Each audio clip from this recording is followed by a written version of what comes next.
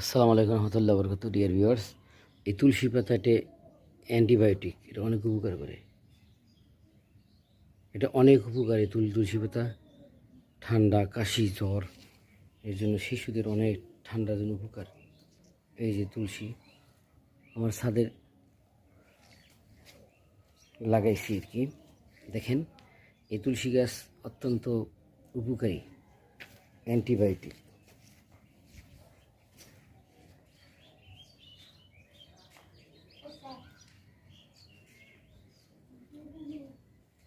antibiotic